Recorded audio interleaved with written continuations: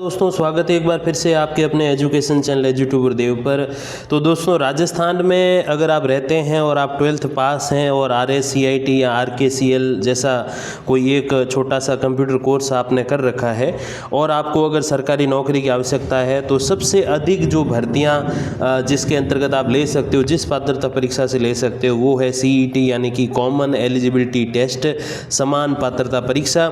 और इसका आयोजन जो है वो कब से कब तक किया जाएगा, उसकी डेट्स तो काफ़ी पहले आ गई थी, लेकिन नोटिफिकेशन जो है वो शीघ्र ही जारी किया जाने वाला है। और आज हम इसी संबंध में बात करेंगे कि CET की तैयारी जो है अब जो 2-2.5 महीने समय बचा है उसमें क्या की जा सकती है, क्या और की जा सकती है, तो किन किन बुक से की जा सकती है, नोटिफिकेशन कब तक आने की संभावना है, क्या कुछ चेंजेस CET 2022 और 2024 के बीच में है। और इसके अलावा जब CET अगर आप पास कर लेते हो और पास करके रिजल्ट वगैरह कब तक आएगा, और जब आप जॉब आगे लेने की ओर जाओगे तो फिर वहाँ जो आपको जॉब मिलेगी उसके पेमेंट जो है वो क्या कुछ रहती है, या कि किस लेवल की, किस ग्रेड पे की या किस पे मैट्रिक्स की जो है जॉब्स आपको मिलेगी।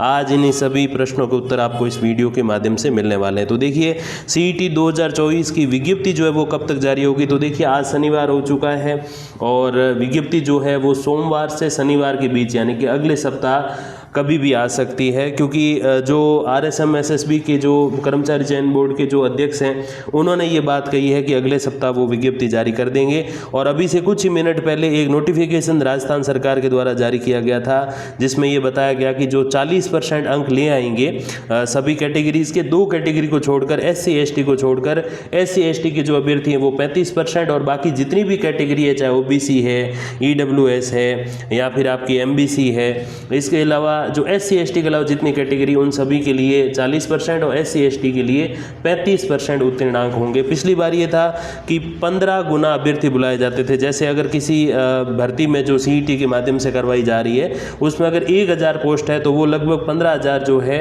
अभ्यर्थियों को बुला लेते थे। फिर उसमें अगर कोई कैटेगरी ऐसी जिसमें पर्याप्त 15 गुना नहीं है तो और थोड़े बुला सकते थे, तो लगभग 15 गुना के समथिंग जो है वो बुलाते थे। लेकिन इस बार ये रूल कर दिया गया है कि 40% अंक जो ले आएंगे वो पात्र होंगे। तो देखिए विज्ञप्ति अगले सप्ताह आ जाएगी। 2024 और 2022 में पहला अंतर तो यही है कि पहले 15 गुना बुलाते थे, अब जो है 40% जो ले आएंगे वो अगली बार फॉर्म भरने के लिए पात्र होंगे। अगली बार मतलब आगे जो भर्तियां वगैरह आएंगी जैसे वनपाल है, कांस्टेबल है, LDC है, जो जमादार ग्रेड सेकंड वगैरह इस टाइप की जो रिक्रूटमेंट होती है सीनियर सेकेंडरी में, वो उसके लिए फॉर्म भरने के लिए एलिजिबल हो जाएंगे।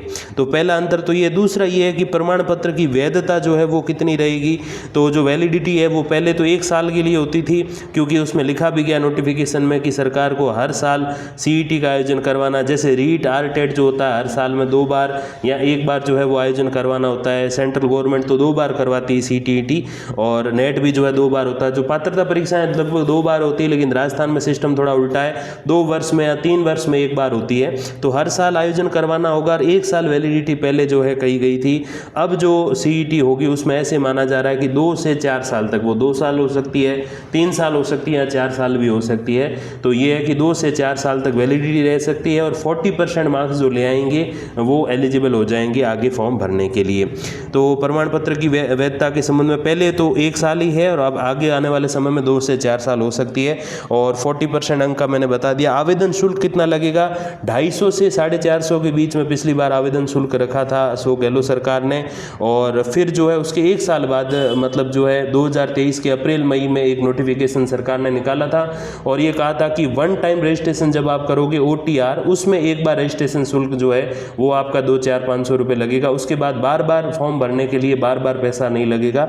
तो हो सकता है कि इसको भी उसके अंतर्गत रख दें, और जो पहली बार कोई आवेदन कर रहे हैं SSO ID से तो उसमें उनको शुल्क लग जाए 1 टाइम रजिस्ट्रेशन का, और बाकी जब भी करें या फिर पहले जिसने कर रखा है तो उनको कोई शुल्क नहीं लगे, ऐसा भी संभवतः मान सकते हैं। ये थोड़ा सा क्लियर तब होगा जब ऑफिशियल नोटिफिकेशन अगले सप्ताह तक आएगा। अब जो प्रश्न है वो ये है कि अपेयरिंग वाले अभ्यर्थी पात्र हैं क्या, मतलब जिन्होंने 11वीं पास कर रखी है और 12वीं में अभी पढ़ रहे हैं, उनके जब फरवरी मार्च अप्रैल में एग्ज़ाम होंगे, एग्ज़ाम रिजल्ट वगैरह आएंगे, तो वो एलिजिबल है क्या? तो बिल्कुल एलिजिबल है। इसमें शर्त ये नहीं है कि आपको CET के एग्ज़ाम के दिन यानी कि 23 से 26 अक्टूबर तक आपके जो है रिजल्ट आना चाहिए 12th का, ऐसा नहीं है। इसमें शर्त ये कि जब आप आगे एग्ज़ाम में जाओ, जब आप वनपाल का एग्ज़ाम देने जाओ, जब आप लिपिक ग्रेड 2 का एग्ज़ाम देने जाओ, जब LDC का देने जाओ, जब आप जो कनिष्ठ सहायक जिसको जूनियर असिस्टेंट बोलते हैं JA उसका एग्ज़ाम देने जाओ, या फिर कांस्टेबल जमादार वगैरह का देने जाओ, तब जिस दिन एग्ज़ाम होगा उस दिन तक आपके रिजल्ट आ जाना चाहिए, उस दिन तक आपकी 12th पास जो है वो हो जानी चाहिए। तो अपेयरिंग वाले भी बिल्कुल पात्र हैं। और इसका अक्टूबर में एग्ज़ाम है, तो आप ये मान के चलो कि दिसंबर तक रिजल्ट आएगा, नवंबर दिसंबर तक, मे भी दिसंबर सबसे ज़्यादा संभावना कि 2-2.5 महीने लगाता है RSM-SSB पात्रता परीक्षा का रिजल्ट लाने में। तो आप ये मान के चलो कि जनवरी फरवरी मार्च 3 महीने आगे रहेंगे और उस तक तो आपके 12th क्लियर हो ही जाएगी। तो डेफिनेटली अपेयरिंग वाले जो हैं यानी कि जिनके 11वीं तो पास है लेकिन 12वीं नहीं है, उनको भी आवेदन करना चाहिए। फिर है अगली CET परीक्षा कब तक है? तो देखिए पहले तो 2022 में हुई थी, फिर 23 में जो है इन्होंने एग्ज़ाम वगैरह कराए थे, अगर मैं गलत नहीं हूँ तो लगभग 1 साल वो हो गया, 1 साल अब 24 ये हो गया, तो 2 साल में एक बार हुई है। और नियम तो ये कि हर 1 साल करवाना चाहिए, लेकिन पिछली बार लास्ट में जो है वो सरकार भी चेंज हो गई, तो शायद ये भी एक रीज़न रहा। तो अगली परीक्षा देखो नियमानुसार तो ये कि 2024 में हो रही, फिर 25 में होनी चाहिए, और 25 के अक्टूबर या यूँ के 26 के स्टार्टिंग में होनी चाहिए। लेकिन अगर 2 से 4 साल तक वैलिडिटी रहती है, तो आप ये भी मान के चल सकते हो कि जितने साल वैलिडिटी होगी उसके कहीं ना कहीं बाद ही CET का आयोजन होगा, क्योंकि जब तक वैलिडिटी है तब तक तो कोई ऐसे आयोजन की विशेष मांग उठेगी नहीं। तो नियम तो 1 साल का है, बाकी तो सरकार 2 साल में कराए चाहे 4 साल में कराए। बाकी रीट जैसे मैंने कहा कि 2 बार करवाने का नियम है और कराते हैं 2 या 4 साल में एक बार, तो वो भी आप समझ सकते हैं। फिर परीक्षा में कितना समय शेष है? तो देखिए 23 से 26 अक्टूबर अगर मैं गलत नहीं हूँ एग्ज़ाम डेट है इसकी CET 12th लेवल या यूँ कहें सीनियर सेकेंडरी लेवल, तो उस हिसाब से अभी 2.5 महीने लगभग, या यूँ कहें कि 2 महीने और 20 दिन का जो है समय शेष है।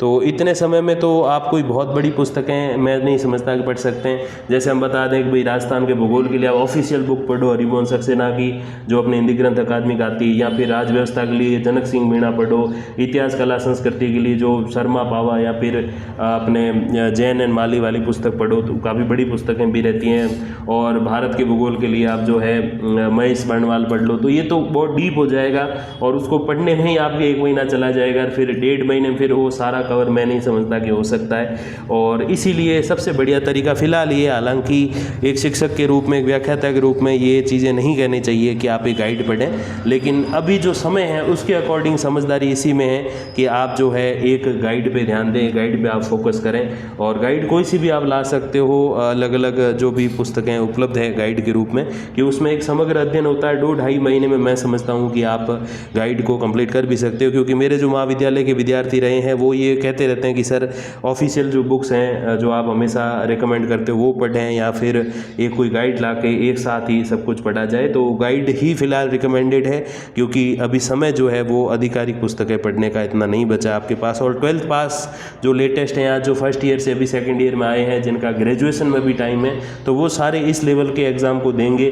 तो उनको अगर इतनी बड़ी पुस्तकें बताएंगे तो एक तो थोड़ा पैसे भी उनके ज़्यादा लगेंगे, और दूसरी असुविधा ये हो जाएगी कि उनको समझ नहीं आएगा कि इतनी बड़ी पुस्तक में से क्या पढ़ना है और क्या नहीं पढ़ना है, क्या छोड़ना है। तो इसीलिए अभी के लिए समझदारी यही है कि आप मार्केट जाइए, अच्छे से कोई जो बुक शॉप है, बुक सेलर्स हैं, उनके पास आप जाइए, और स्टेशनरी की शॉप में से आप 3-4 गाइड लीजिए और देखिए अच्छे से किसकी लिखित सामग्री आपको सही लगती है, और किसके चैप्टर वाइज या यूँ कहें पिछली जो अपने CET है उसके प्रश्न पत्र वगैरह दिए हुए हैं साथ में, या अलग से छोटी बुकलेट साथ में निःशुल्क दे रहे हैं, और हर चैप्टर के पीछे जो प्रश्न वगैरह दिए हुए हैं और उसमें पिछले एग्जाम का लिख दें कि हाँ इन एग्जाम में ये क्वेश्चन आए थे, इतिहास कला संस्कृति के संबंध में, भूगोल के संबंध में, राज व्यवस्था के संबंध में, अर्थशास्त्र के संबंध में, या फिर जो गणित हिंदी अंग्रेजी उसके संबंध में। तो ऐसी डिटेल में जो चीज़ें दी हुई हो जिस भी गाइड में, उस गाइड को आप ला के डेफिनेटली पढ़ें। और हाँ 2.5 महीने अभी जो बचे हैं उसमें भी इसको क्लियर किया जा सकता है कि आपको 40% ही चाहिए। हालांकि प्रयास 40% का नहीं करना है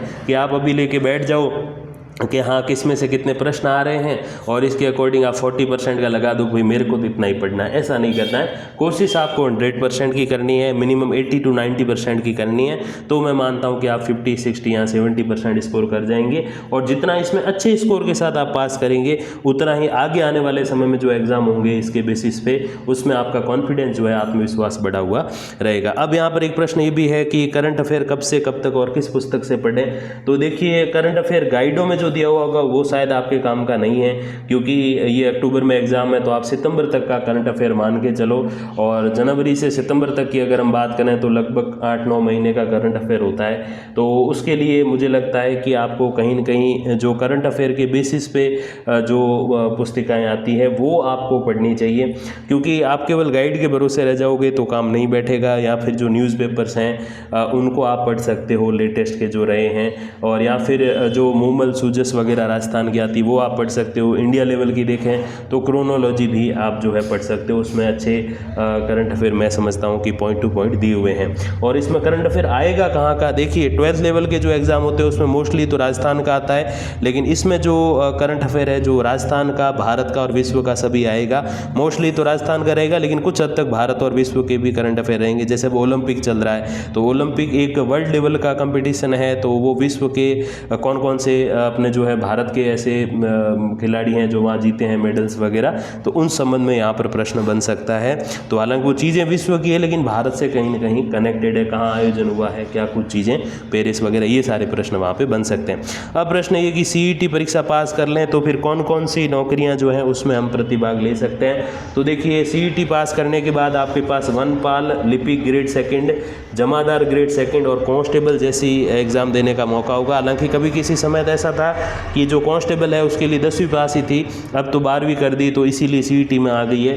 बाकी वन रक्षक एक पद होता है जो 10वीं पास के लिए होता है, या पशु परिचर जो होता है, इस प्रकार के जो 10th लेवल के या 10th पास आउट के लिए जो एग्ज़ाम है वो इसके अंतर्गत नहीं आते, इसमें केवल 12th पास वाले आते हैं। और 12th पास में भी शिक्षक वाली जो भर्तियाँ वो नहीं आती हैं, उसके अलावा वाली जो है वो आती है राजस्थान लेवल की। तो वनपाल, लिपिक ग्रेड 2, लिपिक ग्रेड 2 को LDC भी कहते थे, कभी बाबूजी भी कहते थे पुराने समय में, अब कनिष्ठ सहायक, जूनियर असिस्टेंट भी बोलते हैं। जैसे हमारे कॉलेज वगैरह में जो होते हैं LDC या जो UDC होते हैं उन्हें जूनियर असिस्टेंट, सीनियर असिस्टेंट, ऐसे कुछ जो है नामों से पुकारा जाता है। अब क्या सच में 35,000 प्रतिमाह वेतन युक्त नौकरी मिलती है? तो मेरे विद्यार्थियों को मैं कई बार बताता हूँ भाई आपको 30-35,000 वाली जॉब मिल जाएगी, तो वो आश्चर्य करते हैं कि सर इतने 12th पास होकर हम 30-35,000 की सैलरी वाली जॉब कैसे ले सकते हैं। डेफिनेटली ले सकते हो, क्यों जैसे आप CET पास करेंगे उसके बाद आपको वनपाल के लिए फॉर्म भरने का अवसर मिलेगा, लिपिक ग्रेड 2, कनिष्ठ सहायक, जूनियर असिस्टेंट, LDC, ये सारे एक ही है, इन सब के लिए आवेदन करने का अवसर मिलेगा। कांस्टेबल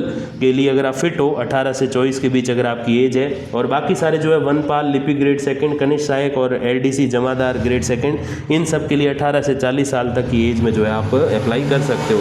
तो इन सब के लिए आपको फॉर्म भरने का मौका मिलेगा। अब देखिए इनका वेतन क्या कुछ रहता है। तो वनपाल की अगर हम बात करें तो वनपाल का जो पे मैट्रिक्स रहता है वो लेवल 8 रहता है, और ग्रेड पे जो है वो 2800 रुपये के समथिंग रहता है। तो इस हिसाब से शुरुआती 2 साल में 18,000 रुपये, और उसके बाद 34 से 35,000 रुपये, मतलब 33,500 के समथिंग आपकी सैलरी रहेगी। तो ये 35,000 वाला तथ्य वहाँ सत्य हो रहा है। फिर आप अगर LDC बनो या कनिष्ठ सहायक जूनियर असिस्टेंट बनो या फिर लिपिक ग्रेड 2 बनो, तो इसमें आपका जो पे मैट्रिक्स है वो लेवल 5 रहेगा, और ग्रेड पे आपका 2,400 रुपये रहेगा, जिसके अंतर्गत शुरुआत में आपको लगभग 15,000 या यूँ कहें 14,500 के समथिंग सैलरी मिलेगी 2 साल तक। और प्रोबेशन जैसे कंप्लीट हो जाएगा तो 32 से 33,000 रुपये आपकी सैलरी हो जाएगी, यानी कि रोज़ के 1,000 रुपये से भी ज़्यादा। और जो ये प्रोबेशन पीरियड रहता है वो एक ही बार कंप्लीट करना होता है। उसके बाद आप चाहे कॉलेज लेक्चरर बनो, स्कूल लेक्चरर बनो, जो भी आप बनो, तो बस आप सीधे जो है जो भी आपका उस टाइम का जो जैसे समझ लो अपने कॉलेज लेक्चरर की बात करें तो कॉलेज लेक्चरर जब ज्वाइनिंग करते हैं तो उनको लगभग 40,000 की समथिंग सैलरी जो है वो ऑफ़र होती है। तो अगर कोई बहुत पुराने समय से किसी और जॉब में वो वहाँ 50,000 सैलरी ले रहा है तो यहाँ वो आएगा तो प्रोबेशन में 40,000 सैलरी होगी, ऐसा बिल्कुल भी नहीं है। यहाँ जैसे ही वो कॉलेज लेक्चरर बनेगा जाएगा तो कंपेयर किया जाएगा कि कॉलेज लेक्चरर की प्रोबेशन की जो 40,000 समथिंग सैलरी है और सामने जो कोई 50,000 ले रहा था पहले किसी और पद पे रहकर, या स्कूल लेक्चरर या सेकंड ग्रेड या थर्ड ग्रेड रहकर पुराने समय से, तो फिर वो सैलरी ज़्यादा है तो जो ज़्यादा होगी वो उसको दी जाएगी, और अगर वो किसी जॉब में नहीं रहा है तो सीधी बात है उसको वो 40,000 रुपये दिए जाएंगे। तो एक बार आप प्रोबेशन किसी भी जॉब में कंप्लीट करो, राजस्थान की छोटी से छोटी जॉब में, चाहे 4th ग्रेड में कर लो, फिर आप कॉलेज लेक्चरर बन जाओ, आपको जो ज़्यादा वाली पे होगी वो मिलेगी, आपको दोबारा प्रोबेशन कंप्लीट नहीं करना पड़ेगा। अब इसके अलावा जो है कांस्टेबल का भी एक पद रहता है। कांस्टेबल के लिए वही सेम 2400 ग्रेड पे रहता है, वही 14-15 हज़ार रुपये प्रोबेशन में सैलरी, और बाद में 30 से 35 हज़ार यानी कि 32-33 हज़ार रुपये मिलते हैं। तो एक बहुत अच्छी अपॉर्चुनिटी आपके लिए, जल्द ही इसका ऑफिशियल नोटिफिकेशन नया वाला भी आ जाएगा, उसकी भी जो जानकारी होगी वो भी मैं एक वीडियो के माध्यम से आप तक पहुँचा दूँगा।